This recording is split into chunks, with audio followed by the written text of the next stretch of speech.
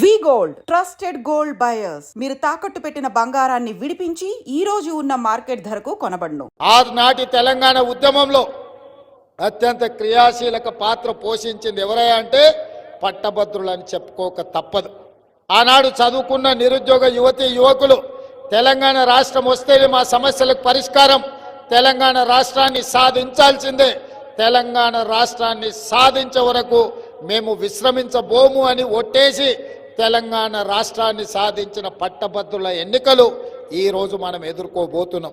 ఇంతకుముందు పెద్దలు జీవన్ రెడ్డి గారు చెప్పిండ్రు, 6 పార్లమెంట్లు 42 అసెంబ్లీ నియోజకవర్గాలలో ఆనాడు జగ్గారెడ్డి గారు శ్రీధర్ బాబు గారు ఇద్దరు తప్ప 40 నియోజకవర్గాలలో మనకు శాసనసభ్యులు లేకపోయినా మొదటి రౌండ్లోనే మొదటి ప్రాధాన్యత ఓట్లతో అత్యధిక మెజారిటీతోని పెద్దలు జీవన్ రెడ్డి గారిని గెలిపిస్తే ఈ 6 సంవత్సరాలు ప్రశ్నించే గొంతుకై ప్రజా సమస్యల మీద గలం విప్పి మీ కరీంనగర్ ఆత్మ గౌరవాన్ని తెలంగాణ రాష్ట్రంలోనే పెద్దలు జీవన్ రెడ్డి గారు నిలబెట్టిను. మరి ఈరోజు నేను అడుగుతున్న మిత్రులారా, ఈరోజు మనకి 6 పార్లమెంట్లలో శాసనసభ్యులు ఉన్నారు, పార్టీ బలంగా ఉన్నది. ఈరోజు మీరందరూ ఉన్నాక ఈ ఎన్నికల్లో మరి మనము గెలుస్తామా గెలవమా మీరు ఒక్కసారి ఆలోచన చెయ్యండి. ఇవాళ నేను అడుగుతున్నా మన ప్రత్యర్థులను, ముఖ్యంగా బీఆర్ఎస్ వాళ్ళు అంటున్నారు, హరీష్ రావు గారు, కేటీఆర్ గారు, కవిత గారు కాంగ్రెస్ను ఓడించండి అని. సరే, మా రాజకీయ ప్రత్యర్థులు ప్రధాన ప్రతిపక్ష పార్టీ వాళ్ళ ఎన్నికల్లో నిలబడి వాళ్ళ అభ్యర్థిని గెలిపించడానికి కాంగ్రెస్ను ఓడించమని ఒకవేళ చెబితే మనకేమీ అభ్యంతరం లేదు. ఎన్నికల్లో ఏ రాజకీయ పార్టీ ఆ పార్టీ అభ్యర్థిని గెలిపించుకొని బలపడాలని చూస్తారు. మరి ఈరోజు నేను అడుగుతున్న కల్వకుంట్ల చంద్రశేఖరరావు గారిని, భారతీయ బీఆర్ఎస్ అధ్యక్షుడిని, మీరు కాంగ్రెస్ను ఓడించమని పిలిపిస్తున్నారు కదా, మరి మీరు ఏ అభ్యర్థికి ఓటేసి మా కాంగ్రెస్ అభ్యర్థి నరేందర్ రెడ్డిని ఓడించమని పిలిపిస్తున్నారని నేను అడుగుతున్నా. మీ అభ్యర్థి ఎవరు? మీ అభ్యర్థి ఎవరు? ఈ ఎన్నికల్లో మీరు ఎవరికి ఓటేయదలుచుకున్నారు? ఇవాళ ఈ ఉమ్మడి 4 జిల్లాలలో మెదక్, నిజామాబాద్, కరీంనగర్, ఆదిలాబాద్ ఈ 4 జిల్లాలలో టిఆర్ఎస్ ముఖ్య నాయకులు 4 ఇక్కడి నుంచే ఉన్నారు. గజ్వేల్ నుంచి చంద్రశేఖరరావు గారు ఉన్నారు, సిద్దిపేట నుంచి హరీష్ రావు గారు ఉన్నారు, సిరిసిల్ల నుంచి తారక రామారావు గారు ఉన్నారు, నిజామాబాద్ నుంచి కల్వకుంట్ల కవిత గారు ఉన్నారు. ఈ 4 ప్రాతినిధ్యం వహిస్తున్న నియోజకవర్గాలు ఈరోజు ఈ పట్టభద్రుల శాసన మండలి ఎన్నికల పరిధిలోనే ఉన్నాయి. వీళ్ళందరూ పట్టభద్రులే. నేను ఇవాళ సూటిగా అడుగుతున్న చంద్రశేఖరరావు గారిని, మీ పార్టీ, మీ అభిమానులు, మీ కుటుంబ సభ్యులు స్వయంగా మీ ఓట్లు మీరు ఎవరికి వేయదలుచుకున్నారు కాంగ్రెస్ను ఓడగొట్టమంటే అని నేను అడుగుతున్నా.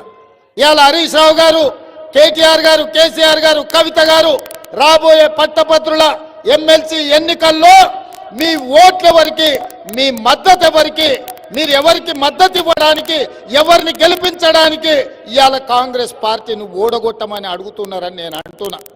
2023 డిసెంబర్లో మీరు అధికారం కోల్పోయినారు. 2024 మే జూన్లో 8 పార్లమెంట్లలో మీ డిపాజిట్లు పోయినాయి. ఆ 8 పార్లమెంట్లు బీజేపీ వాళ్ళు గెలిచిండ్రు. ఇవాళ ఈ ఎన్నికల్లో మీకు అభ్యర్థి నిలబెట్టడానికి దొరకలేదా?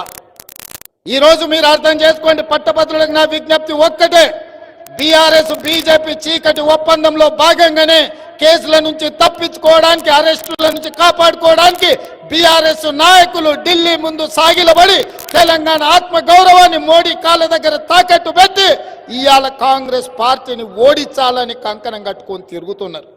8 పార్లమెంట్లు బీజేపీ ఎక్కడెక్కడ గెలిచిందో ప్రతి పార్లమెంటులో బీఆర్ఎస్ డిపాజిట్ గల్లంతైంది. నేను అడుగుతున్న కేసీఆర్ను, నీ పార్టీ డిపాజిట్లు గల్లంతయ్యే బలహీనత ఈరోజు తెలంగాణ రాష్ట్రంలో ఉందా? ఒకవేళ అదే నిజమైతే డిపాజిట్లు పోగొట్టుకున్న మీరు ఎమ్మెల్యే ఉప ఎన్నికలు వస్తే ఉప ఎన్నికలలో అన్ని సీట్లు గెలుస్తామని మీరు అంటారు.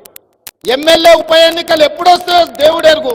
ఇవాళ వచ్చిన ఎమ్మెల్సీ ఎన్నికల్లో మీరు పోటీ ఎందుకు నిలబడలేదని నేను చంద్రశేఖరరావు గారిని అడుగుతున్నా.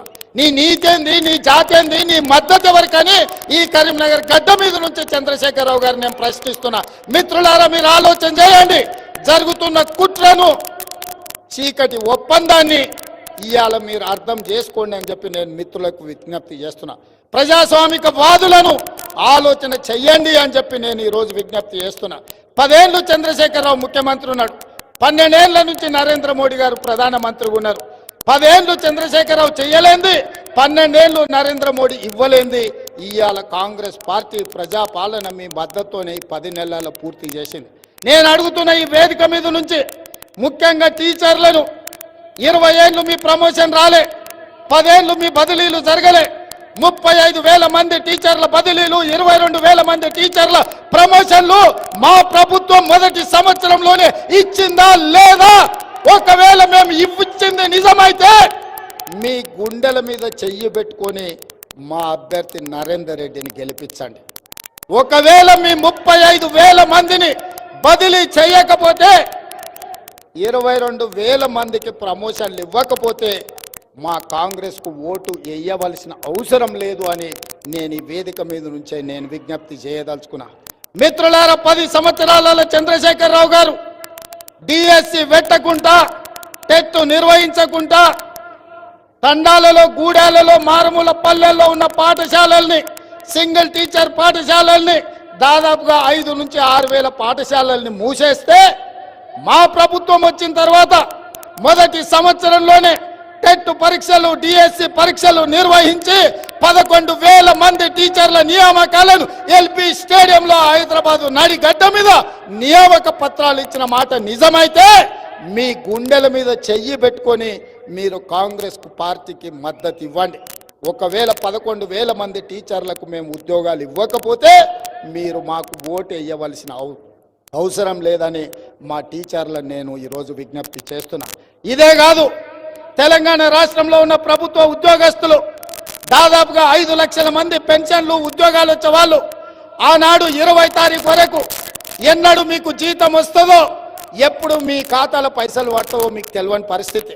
పాల పైసలు, ఇంటికి రాయే పిల్లల చదువుల పైసలు కట్టుకోవడానికి అప్పులు తెచ్చి పక్కింటోళ్ళ ముందల అవమానకరమైన పరిస్థితిలో ప్రభుత్వ ఉద్యోగస్తులు ఉండే.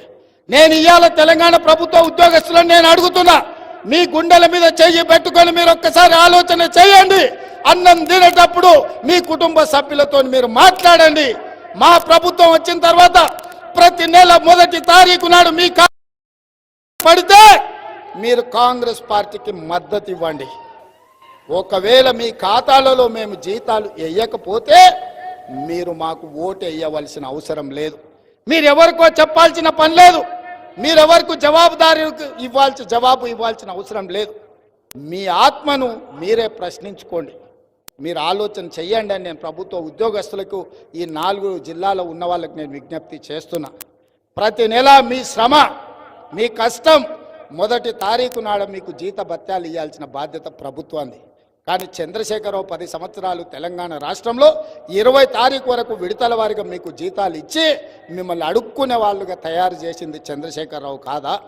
ఇవాళ మీ ఆత్మగౌరవం నిలబెట్టడానికి మీ జీత భత్యాలు 1వ తారీఖు నాడు, ప్రభుత్వ ఉద్యోగస్తులకు వచ్చే పెన్షన్లు 10 తారీఖు లోపల ప్రతి నెల క్రమము తప్పకుండా మీ ఖాతాలలో మేము వేస్తున్నాం కదా.